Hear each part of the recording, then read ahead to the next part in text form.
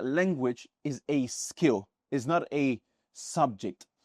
And for you to understand this, we can take the analogy of swimming, for example.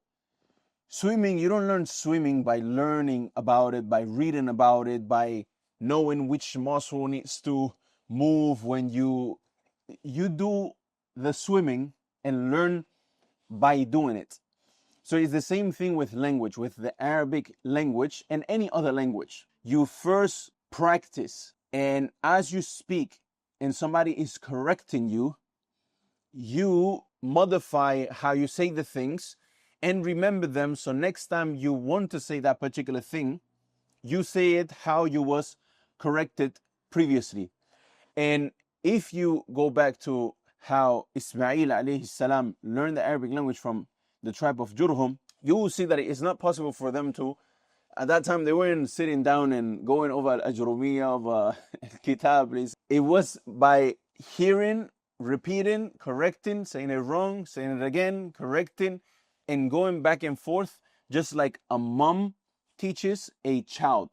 This is how you learn a language. And this is why Ibn Khaldun, he says in Al-Muqaddimah, he says, إن اللغة هي عبارة المتكلم عن مقصوده. The language is the expression of the speaker about what he intends, what he wants to say. وتلك العبارة فعل لساني ناشئ عن القصد بإفادة الكلام. And that expression is a linguistic action arising from the intent to convey speech. As in a linguistic action, meaning a fi'l lisani, literally translated a tonguey action, as in a action that is made with the tongue. So then he says, فَلَا بُدَّ أَن تَصِيرَ مَلَكَةً مُقَرَّرَةً فِي الْعُضْوِ الْفَاعِلِ لَهَا. He says, so it must become a firmly rooted faculty in the organ that performs it, namely the tongue, وَهُوَ اللسان. So as you can see here, Ibn Khaldun, he clearly mentions, and this is hundreds of years ago, how you need to learn the Arabic language in specific.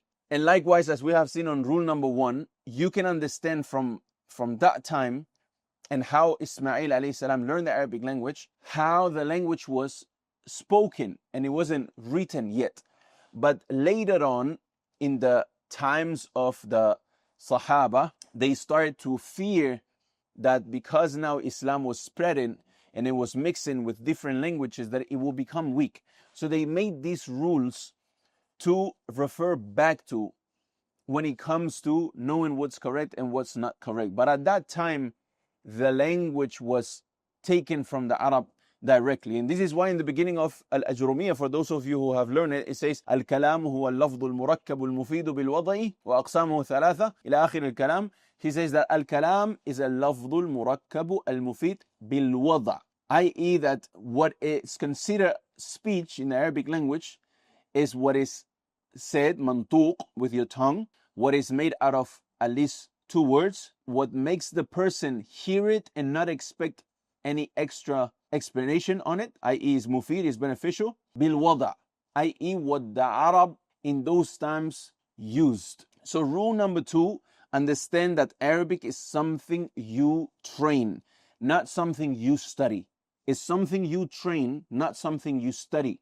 If you were to want to really learn the Arabic language and all you do is sit 1 hour a day with somebody who just talks to you only in Fusha Arabic every day, and you're trying to hear, and you're trying to take words and try to ask what is he saying, and put yourself in natural contexts of the day-to-day life, and keep on doing that without ever trying to understand any rule or why this is said like this, why is this said like that, you will actually go ahead and learn it and learn the language.